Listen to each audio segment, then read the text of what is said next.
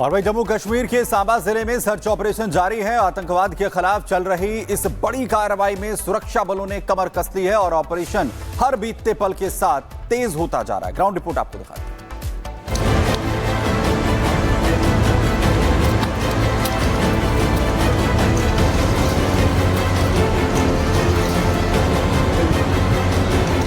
पहलगाम हमले के बाद से जम्मू कश्मीर में छिपे आतंकियों की तलाश जारी है।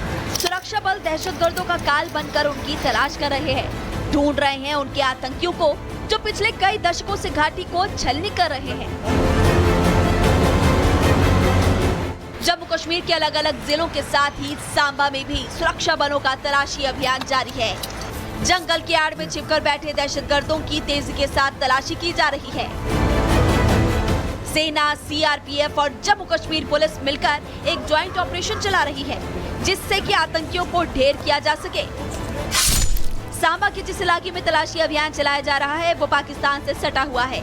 ये जम्मू कश्मीर का वो ऊपरी इलाका है जिसे आतंकवादी घुसपैठ के लिए इस्तेमाल करते हैं। सांबा का ये इलाका सीमा के काफी करीब है और माना जाता है कि अक्सर घुसपैठ की कोशिशें इसी रास्ते से होती है। हाल ही में सुरंगों के जरिए घुसपैठ की कई कोशिशों का पर्दाफाश यहीं से हुआ था। सरहद पर लगातार जो है सुरक्षा बल पूरी तरह से तैयार हैं। इस वक्त हम भारत पाकिस्तान सीमा के सांबा सेक्टर में मौजूद हैं जहां ऑपरेशन सिंदूर के तहत बीएसएफ ने पाकिस्तान को मुंह तोड़ जवाब दिया था, लेकिन क्योंकि दुश्मन पाकिस्तान है जिस पर भरोसा नहीं किया जा सकता, इसलिए रात के अंधेरे में भी बीएसएफ के जवान पूरी तरह से सतर्क हैं। हम इस वक्त एक ऐसे सेक्टर में मौजूद हैं, सांबा सेक्टर, जिसका यह इलाका हमेशा से पाकिस्तानी चुनौतियों से भरा रहा है। पाकिस्तान की तरफ चाहे ड्रोन के जरिए हथियार भेजने की कोशिश हो या सरहद और टनल्स के जरिए घुसपैठ करवाने की, बीएसएफ के जवान हर एक खतरे के लिए पूरी तरह से तैयार हैं। तलाशी अभियान के दौरान बंजर इलाकों की बारीकी से जांच की जा रही है। अभियान में ड्रोन और कई उपकरणों की मदद भी ली जा रही है ताकि कोई संदिग्ध बच ना पाए। इंफॉर्मेशन आई थी जहां पे कि बताया गया था कि 18 से 20 मिलिटेंट का लूनी में होने का न्यूज है और वो उनका एक्सपेक्टेड ये था कि वो जो है क्रॉस बॉर्डर फायर का फायदा उठाते हुए वो इन्फिल्ट्रेट करेंगे। सो एक बहुत ही कोऑर्डिनेटेड वेल प्लान वो ऑपरेशन था जहां पे कि हमने 2 फेजेस में उसको किया ताकि हम मैक्सिमम जो है उस पे कैजुअलिटी इन्फ्लिक्ट कर सकें। सांबा में चल रहा ये तलाशी अभियान दिखाता है कि हमारे सुरक्षा बल हर चुनौती के लिए तैयार है। चाहे सीमा पार से आतंकी साजिश हो या देश के अंदर किसी खतरे की आहट, जवाब होगा सटीक और सख्त।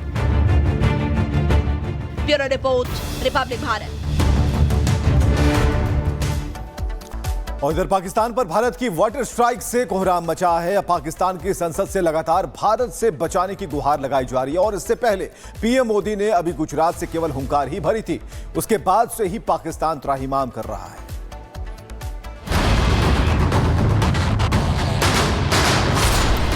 और अभी तो मैंने कुछ ज्यादा किया नहीं है।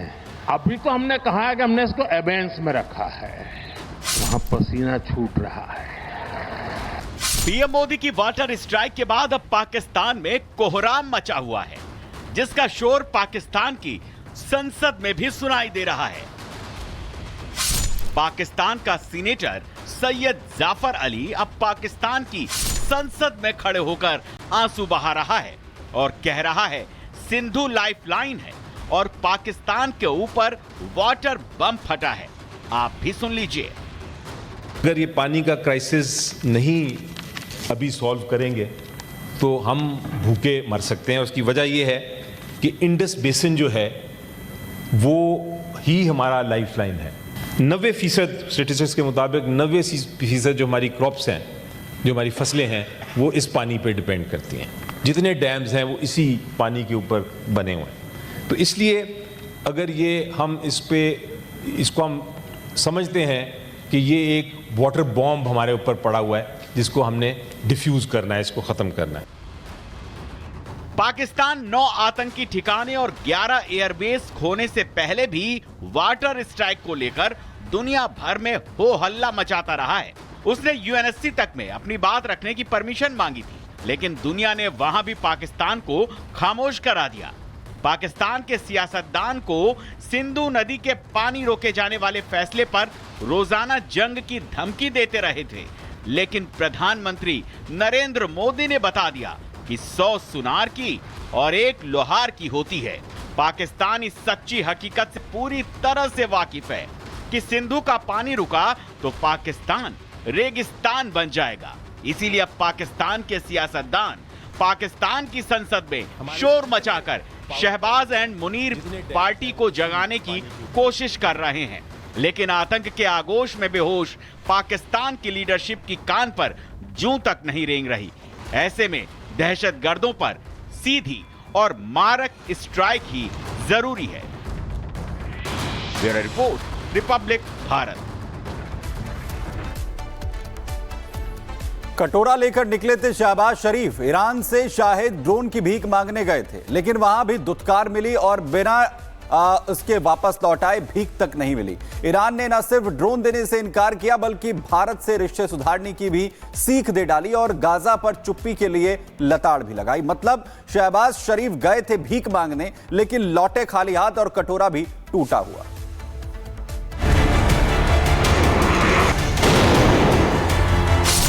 शहबाज शरीफ ईरान पहुंचे थे बड़ी उम्मीदों के साथ। इरादा था ईरान से शाहिद ड्रोन की भीख लेने का, वो ड्रोन जिसने यूक्रेन में तबाही मचाई और जिस पर नजर अब भारत के दुश्मन की भी है। लेकिन ईरान ने ड्रोन पर पाकिस्तान भरोसा क्यों कर रहा है, इसकी वजह जान लीजिए। चीन और तुर्की के ड्रोन भारत ने नाकाम कर दिए। पाक के सारे हमले विफल रहे।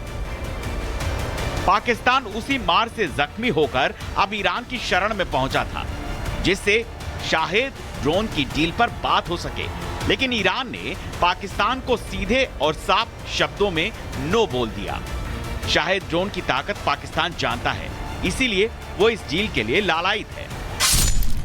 कामिकाज़े सुसाइड ड्रोन है ये, टारगेट से टकराकर विस्फोट करता है। लंबी दूरी के मिशन के लिए डिजाइन है, 2000 किलोमीटर तक मार कर सकता है। काफी सस्ता कामिकाज़े ड्रोन है, इसे पुअर मैन्स क्रूज मिसाइल कहते हैं। स्टील टेक्नोलॉजी से लैस है, राडार पर अदृश्य रहता है, सैटेलाइट ब्लैकआउट होने पर भी काम करता है, स्वार्म ड्रोन अटैक करने की भी क्षमता रखता है।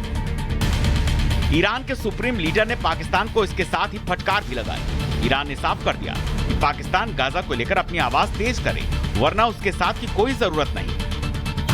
अब मुस्लिम कंट्री ही गाजा के पक्ष में खड़े नहीं होंगे तो कौन होगा।